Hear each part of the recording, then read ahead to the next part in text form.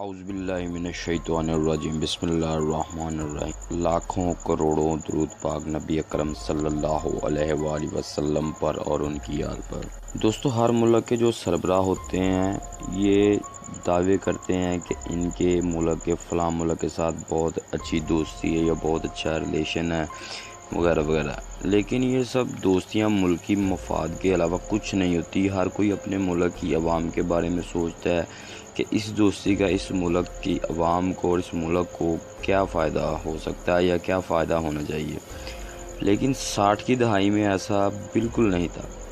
تب نیوٹرل ہو کر دوستیاں کی جاتی تھی اور ان کو نبھایا جاتا تھا۔ اسی دور کا واقعہ ہے دوستو جو آج میں آپ کو سنانے جا رہا ہوں، لیکن حسب روایت میری نئے آنے والے دوستوں سے گزارش ہے کہ ہمارے چینل کو سبسکرائب کر کے اس ویڈیو کو لائک اور شیئر کر دیں اور بیل آئیکن پر لازمی کلک کر دیں تاکہ نئی آنے والی ویڈیو ٹائم پر آپ تک پہنچتی رہے۔ تو دوستو چلتے ہیں آج کی ویڈیو کی طرف۔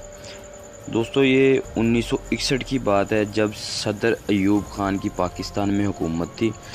تب امریکہ میں ہونے والے عام انتخابات میں جان ایف کینیڈی نے میدان مار لیا اور امریکہ کا 35واں صدر بن گیا۔ تو امریکہ کا وائس صدر لینڈن جانسن منتخب ہوا۔ اس وقت جان ایف کینیڈی نے صدر ایوب خان کو دورہ امریکہ کی دعوت دی، اور جب صدر ایوب خان امریکہ پہنچے تو صدر ایوب خان کا اور ان کی بیوی کا اوپن ٹاپ کار میں استقبال کیا گیا اور نیو یارک سٹی میں گھمایا گیا، جہاں امریکہ کی عوام نے صدر ایوب خان کا پرجوش استقبال کیا۔ اس کے بعد لینڈن جانسن پاکستان کے دورے پر آیا، جہاں صدر ایوب خان نے اس کا استقبال کیا۔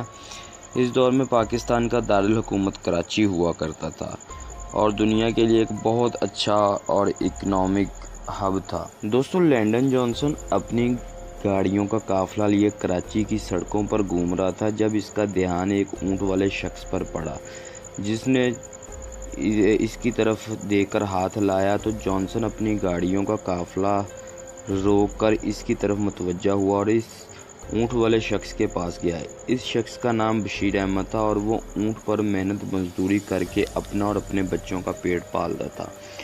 لینڈن جانسن نے بشیر کا حال احوال پوچھا اور اس سے کہا کہ کیا وہ اس کے ساتھ دوستی کرے گا، یوں دونوں کی دوستی ہوگی۔ بشیر نے سوچا کہ میں کہاں اور یہ کہاں، امریکہ کا وائس صدر اور میں ایک عام سا مزدور ہوں، یہ بندہ واپس جا کر مجھے بھول جائے گا۔ لیکن دوستو ایسا نہیں ہوا، بلکہ واپس جا کر لینڈن جانسن نے بشیر کو امریکہ کے دورے کی دعوت دی اور اس کو امریکہ بلایا۔ جب Bashir Ahmad New York airport پر پہنچا تو اس کو لینے کے لیے لینڈن جانسن یعنی کہ امریکہ کا وائس پریزیڈنٹ خود ایئرپورٹ پر موجود تھا۔ اس کا استقبال کچھ اس طرح کیا گیا جیسے کسی صدر کا استقبال کرتے ہیں۔ یہاں سے بشیر احمد کو واشنگٹن ڈی سی لے جایا گیا، وہاں امریکہ کے صدر کا دفتر بھی وزٹ کرایا گیا اور بشیر احمد کو وائٹ ہاؤس میں رکھا گیا۔ دوستو بشیر احمد کے لیے یہ سب کچھ ایک خواب سے کم نہیں تھا۔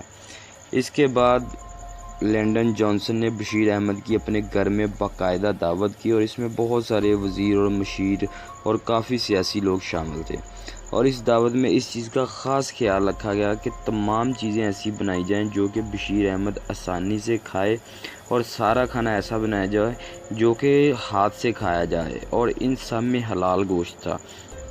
اس دوران ہر وقت ایک ٹرانسلیٹر بھی بشیر احمد کے ساتھ رہتا تھا۔ اس دورے کے بعد جب بشیر احمد پاکستان آ گیا تو یہاں پر اس کے لیے ایک اور تحفہ لینڈن جانسن نے بھیجا تھا، یعنی کہ بشیر احمد کو عمرہ پر بھیجا گیا اور اس کے تمام اخراجات لینڈن جانسن نے ادا کیے۔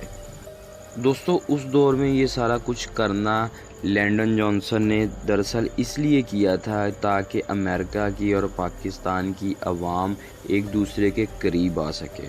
دوستو آج کی اگر یہ ویڈیو پسند آئی ہے تو اس کو لائک اور شیئر لازمی کر دیں اور ہمارے چینل کو سبسکرائب کر دیں۔ انشاءاللہ ملتے ہیں اگلی ویڈیو تک۔ اللہ حافظ۔